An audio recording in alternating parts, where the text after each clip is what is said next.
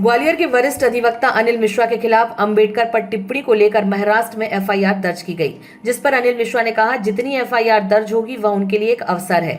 अनिल मिश्रा ने यह भी कहा कि वह अपनी कही हुई एक एक बात को न्यायालय में साबित कर देंगे, उसके बाद आम जनमानस के मन से भी डर निकल जाएगा।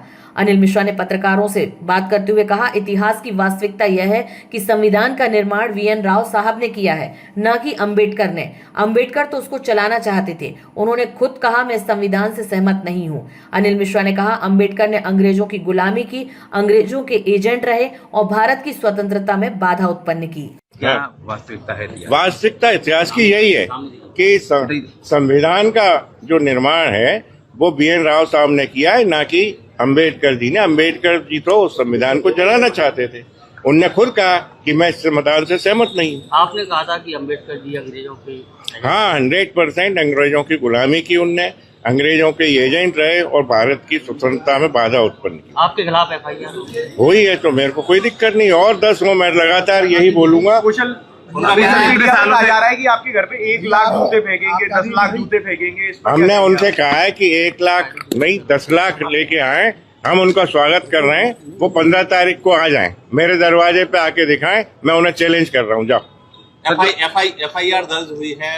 उन्होंने कहा है कि आपने कहीं ना कहीं माहौल खराब करने का प्रयास किया। कोई माहौल खराब नहीं किया। जब माहौल खराब नहीं होता, जब इस सवर्ण और भारत के सनातनी देश में भितरवार में धर्मांतरण होते हैं, तब माहौल खराब नहीं होता।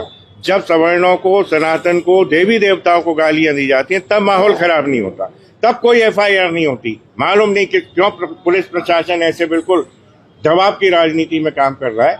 मैं तो ये चाहता हूँ कि अब 1 नहीं 100 और एफआईआर हो। हम अम्बेडकर जी पे क्या विचार है आपके? अम्बेडकर जी पे मेरा कोई विचार नहीं, वो कोई इस लायक नहीं है कि उसके बारे में बात भी कर। आपको क्या लगता है सर कि पिछले कुछ समय से जैसे अम्बेडकर का नाम लेकर क्या सवर्णों को टारगेट बनाया जा रहा है? 100% अम्बेडकर के कारण ही देश में विभाजन हो रहा है। जात विरादियों में आपस में फूट हो रही है, बैर भाव हो रहा है, आपस में लड़ रहे हैं, मर रहे हैं, कट रहे हैं, और क्या हो रहा है। मेरे अगेंस्ट में उसमें अपनी अरेस्ट देने आया। क्या चाहते हैं आप, क्या कहना चाहते हैं? मैं ये चाहता हूँ कि जब मैंने कोई अपराध नहीं किया, अगर मेरी बोलने की स्वतंत्रता जो संविधान ने दी है उस पर अगर मेरे अंकुश लगाया जाएगा तो मैं उसको अपराध की श्रेणी में नहीं मानता। बेवजह अगर ये मेरे को इलीगल रूप से कन्फाइंड करना चाहते तो कर ले। मैं चैलेंज भी दिया गया आपको? चैलेंज दिया है तो वो चैलेंज स्वीकार भी किया है मैंने कि चैलेंज मैं भी देता हूँ कि वो आ जाए, जिस संख्या में और जिस उसमें आना चाहे आ जाए। मैं उनको जहाँ चाहे वो खड़ा मिलूँ। के बारे में क्या कहना चाहेंगे आप? अम्बेडकर इस देश के लिए घातक नाम है। इस देश को विभाजित अम्बेडकर के नाम पे ही किया जाता है, इसलिए उसका नाम लेना मैं उससे पूछूँ। अंग्रेजों के एजेंट भी रहे। हाँ, रहे ना अंग्रेजों के एजेंट, वो तो सब इतिहास उठा के देखें, उसका पढ़े।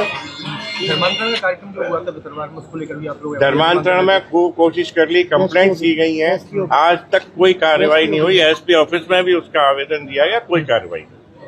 क्या उसमें भी कार्रवाई चाहते हैं अगर आपका एफआईआर होगी? नहीं, मैं बदले की राजनीति नहीं कर रहा। ये ड्यूटी है पुलिस प्रशासन की और ये कार्यपालिका की कि वो अपने आप स्वतः संज्ञान लेके करें। मैंने बहुत सारे खुद मैसेज वीडियो में जो मेरे बारे में आए वो मैंने एसपी साहब को दिए हुए हैं, आज तक कोई कार्रवाई नहीं। ये कहा जा रहा है कि कई जगह आपके खिलाफ एफआईआर दर्ज कराई जाएगी। हम तो चाहते हैं ना जितनी जगह करें, कोई दिक्कत नहीं है। अगर गलत नहीं तो कानून में देखा जाएगा, वो न्यायालय देखेगा। मैं भी चाहता हूँ ये प्रश्न न्यायालय में आए कि ये एफआईआर सही है अथवा गलत।